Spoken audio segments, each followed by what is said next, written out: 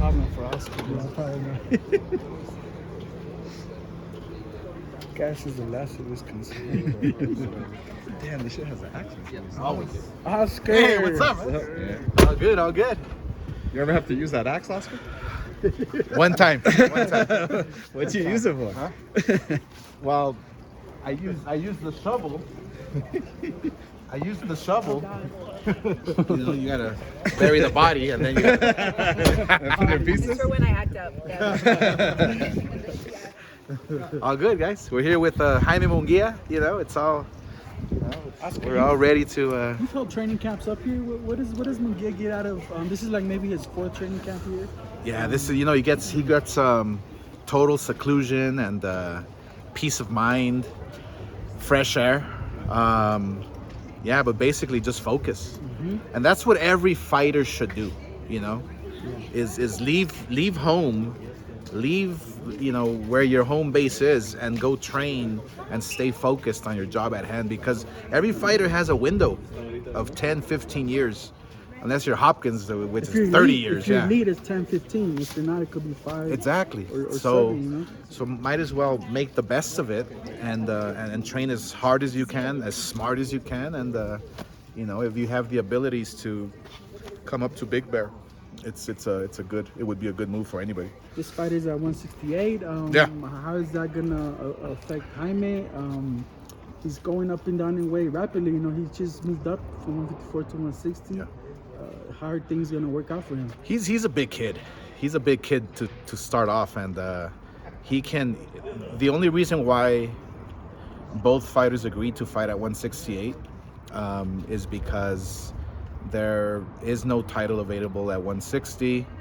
There was no mandatory issued from the WBC, so both guys agreed, hey, let's just fight at 168 and make the weight comfortably. And but he makes the weight easy. 160 is no problem for him. So, you know, after this fight, yeah, he can move down, he can move up, you know, whatever he wants. He's been very vocal. He actually wanted Charlo's belt for this fight, and you asked the WBC why has he been able to hold on to that belt with Sure. about 2 years of inactivity or so? 2 years.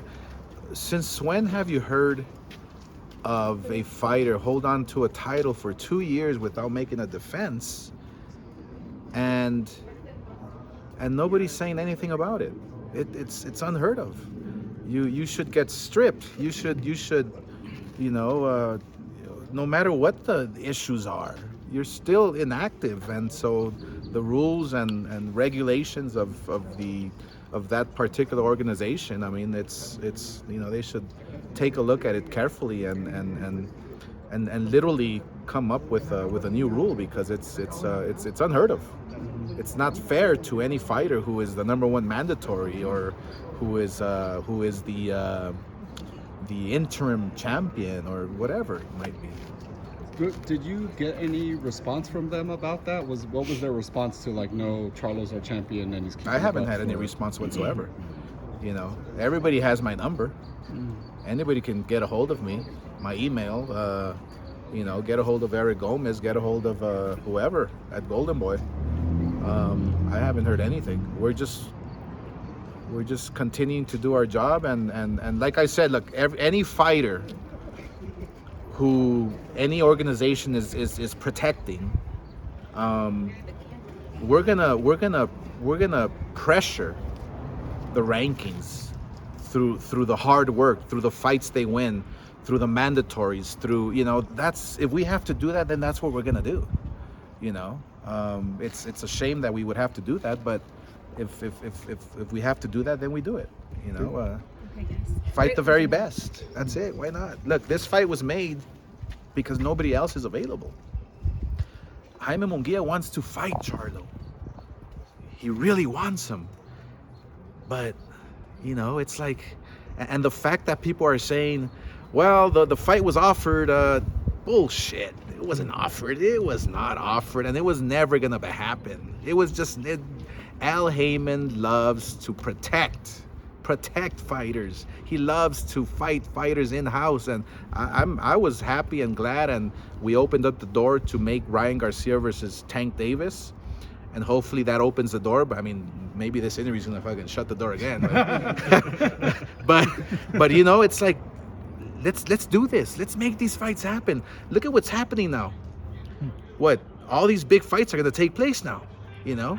Crawford Spence was just announced. We opened the door. We opened the floodgates. Let's make it happen. I'm gonna continue to pressure, to press, to look. I know I'm a threat. I know we're a threat at Golden Boy. And Bernard Hopkins told me, you know, clearly, hey, be careful because they're coming after you. Mm-hmm. I know that. They've been coming after me for 20 years since I started this company. For 20 years. I'm not going anywhere. Do you think the lessons learned from making Tank and Ryan, you guys can make that Charlo Munguia fight? Like, what would go different so that fight does happen? It's a matter of sitting down. Yeah, because I know the network stuff was the reason why. It was a big hurdle. Yeah. But now it's not, because we figured it out.